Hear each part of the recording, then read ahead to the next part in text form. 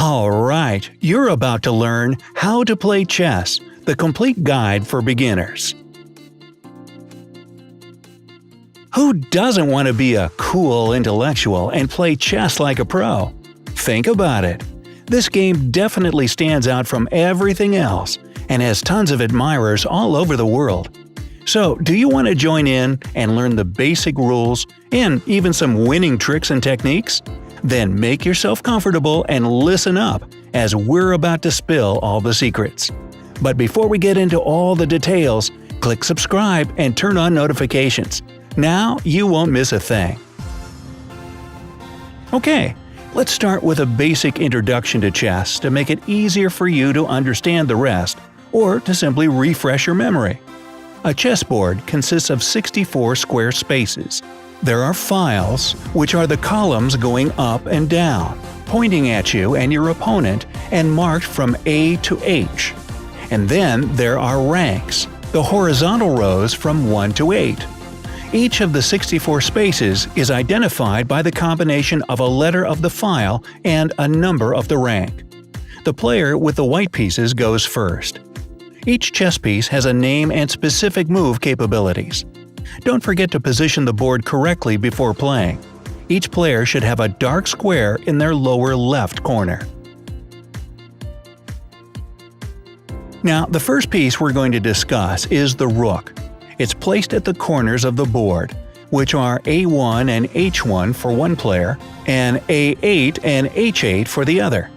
The best thing about rooks is that they can move any number of vacant squares both vertically and horizontally. If your opponent's piece blocks either of your paths, move the rook to the occupied square, and there you go. Another player's piece will be long gone. But remember one important thing. Rooks can't jump over pieces. That's checkers. If one of your pieces is between your rook and your opponent's piece, this move is not going to work. Next, we'll take a closer look at the horse or knight. Knights are placed on squares B1 and G1 for one player, and B8 and G8 for the other. Unlike rooks, knights can jump over other pieces, and they're actually the only piece that can do that. They move in an L-shaped pattern, 2 squares horizontally and 1 vertically, or 1 horizontally and 2 vertically. Keep in mind that knights can capture a piece only when they land on that piece's square.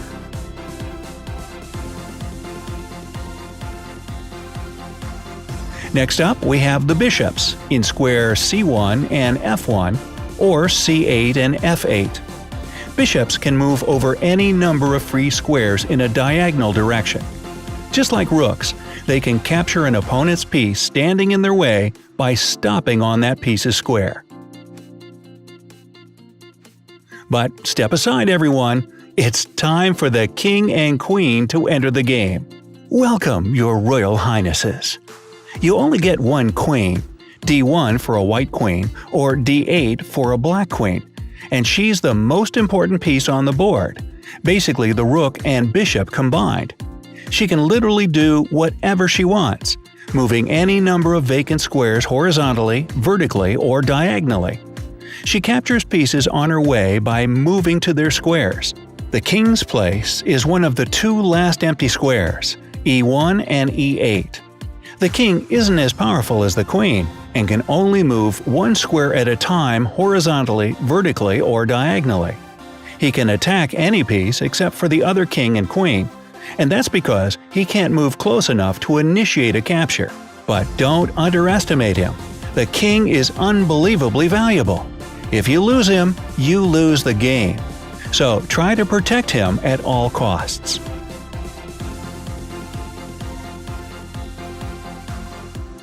Finally, we have a whole row of pawns to shield your other pieces. They take the rows from A1 to H1 for one player, and from A7 to H7 for the other. Pawns move 1 square forward with one exception. The first time they move, pawns can go forward either 1 or 2 squares. But no more of that after the first move. Only 1 square at a time for the rest of the game. Now, there's one downside to pawns. If your opponent's piece is directly in front of your pawn, you can't move it forward or capture the piece. Talk about inconvenience, right?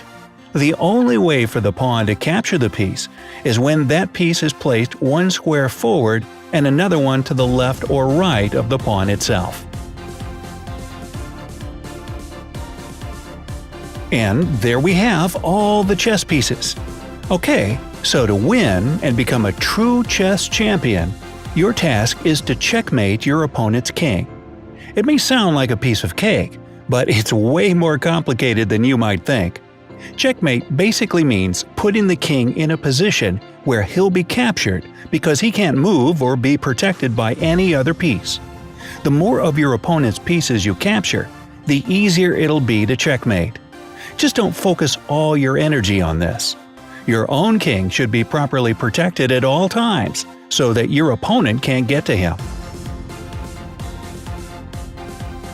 Before you checkmate your opponent, you can just check them.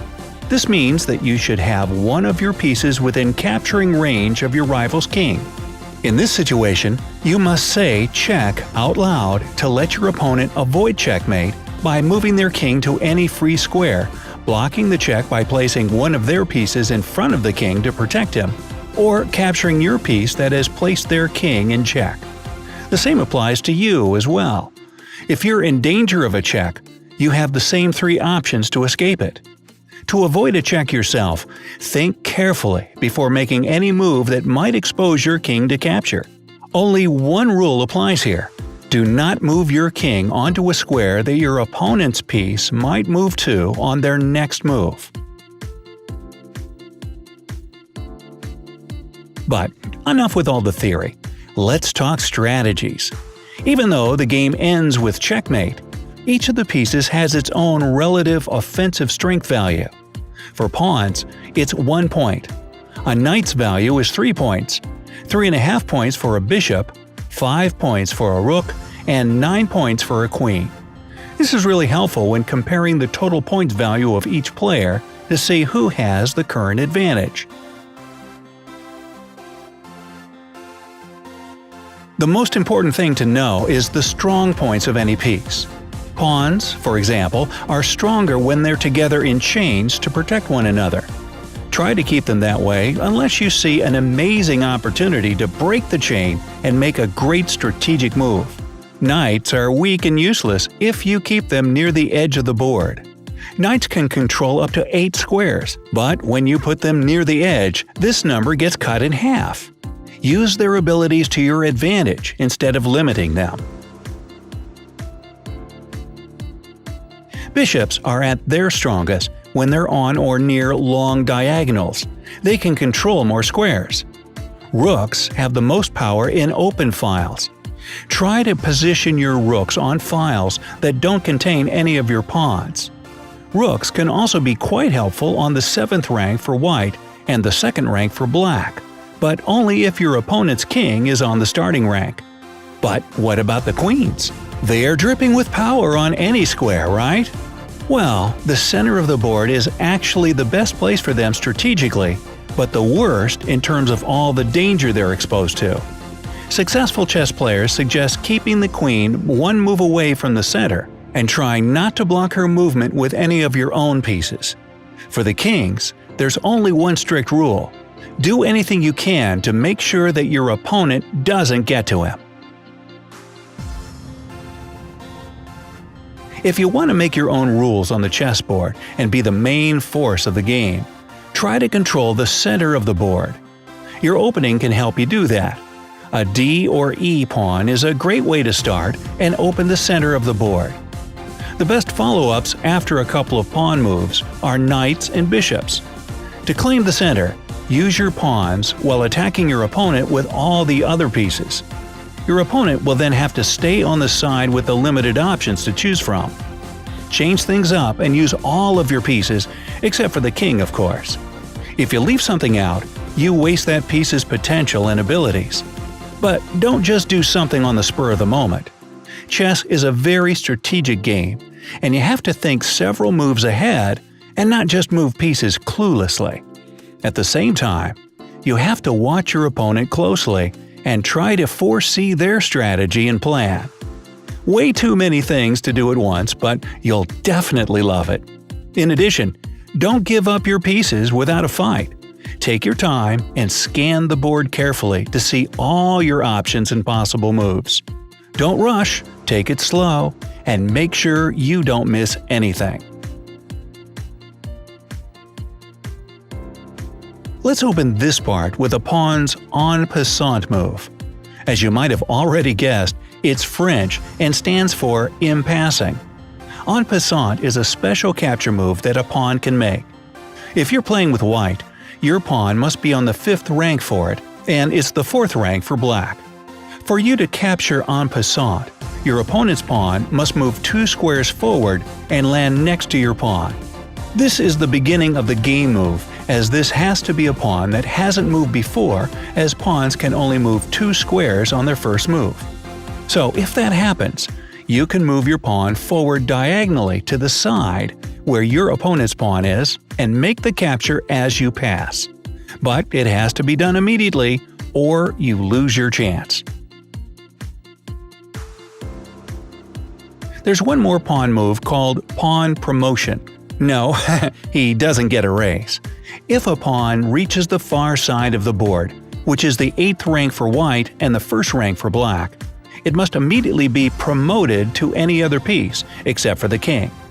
The best way to go is to promote your pawn to the queen, but one more rook, bishop, or knight won't hurt either. Finally, there's a very useful castling move to protect the king. It's used to get the king out of the middle of its rank where he's exposed to the most danger. To make the castling move, move your king 2 squares toward any rook, and then hop that rook over the king so it lands on the square next to the king. Remember that there can't be any pieces between the rook and the king. Also, the king shouldn't be in check, and both the king and rook have to be pieces that haven't made a single move in the game yet. If all these rules apply, you can confidently go for the castling move. So, have you decided to learn how to play chess? What attracts you most in this game? Tell us your thoughts in the comments below. And don't forget to give us a like and click subscribe to stay on the bright side of life. Your move.